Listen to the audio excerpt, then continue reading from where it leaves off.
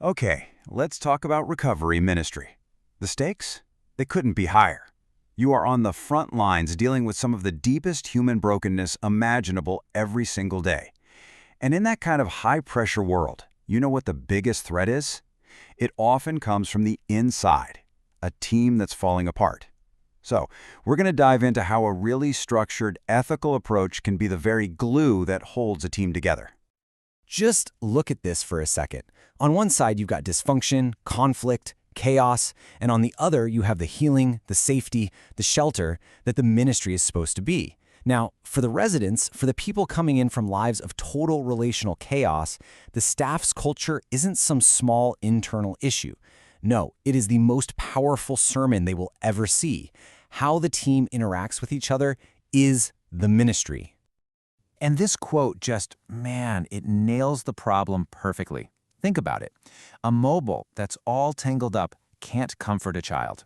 In the same way, a team that's tangled up in gossip or conflict or division just cannot be a safe place for anyone to heal. It literally undermines the entire mission from the ground up. So that leads us to the million-dollar question, right? It's one thing to say, yeah, unity is super important, but how do you actually build it? And maybe more importantly, how do you protect it when the pressure is on every single day? Well, the answer is you need a shared blueprint. And that blueprint is a formal ethical framework. Now hang on, because when I say ethical framework, I know what you might be thinking. A big, dusty, boring rule book, right? No, that's not it. This is about building a shared language, a shared understanding of how we're going to operate with integrity and with purpose together. So here's the core idea of this blueprint. It gives the team a common language and, crucially, a common process. So instead of everyone just relying on their own gut feelings or subjective opinions, it shifts the whole decision-making process to a set of objective, shared principles. It makes sure everyone is building in the exact same direction.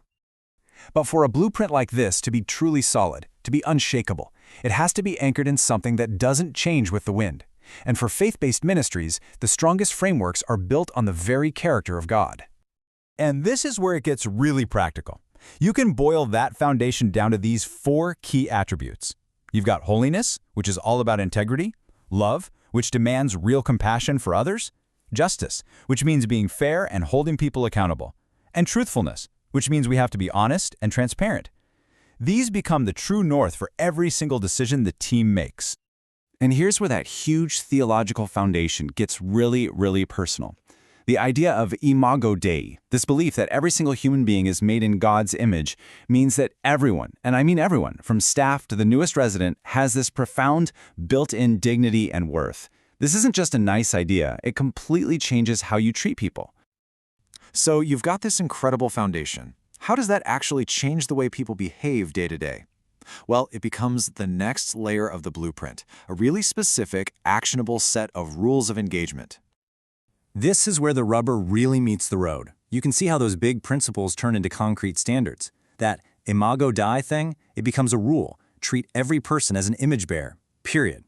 Justice? It means absolutely no favoritism, and you set up clear boundaries to prevent misconduct or conflicts of interest. This code takes those abstract ideas and makes them real, tangible, and something everyone can be held accountable to. But look, we all know that even with the best rules, you're going to face some really complex, messy, ethical situations, right? A blueprint and a rulebook aren't quite enough. You also need a shared toolkit, a process the team can pull out and use to make those tough calls together. And this is that toolkit. It's a 9-step process for discernment. So instead of one person having to make a tough gut call all by themselves, the team actually walks through this process together. You identify the real issue, you get the facts, you check your own biases, you brainstorm, you get outside counsel.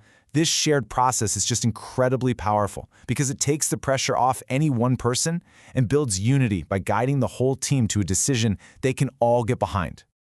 So what's the payoff? What actually happens when a team really commits to this kind of ethical blueprint, with a solid foundation, the clear rules, and the shared toolkit? Well, the transformation is pretty incredible. So let's bring this all the way back to where we started. The team stops being that tangled mobile we talked about, and it starts to become the very thing residents are so desperate to see, a healthy, functioning family. Trust gets built, communication opens up, and conflict is actually handled in a constructive way. And that, right there, is the ultimate goal. The internal unity of the team creates the external reality of the ministry's mission. When a team is whole, it can finally and truly provide shelter for people who are broken. So, this all leaves us with a final thought to chew on. Whether you're in a ministry, a nonprofit, a business, it doesn't matter. Every single team out there operates on some kind of blueprint, whether it's written down or not. So the question is, what's yours? Is it intentional? Is it shared? And is it strong enough to actually provide shelter when the pressure is on?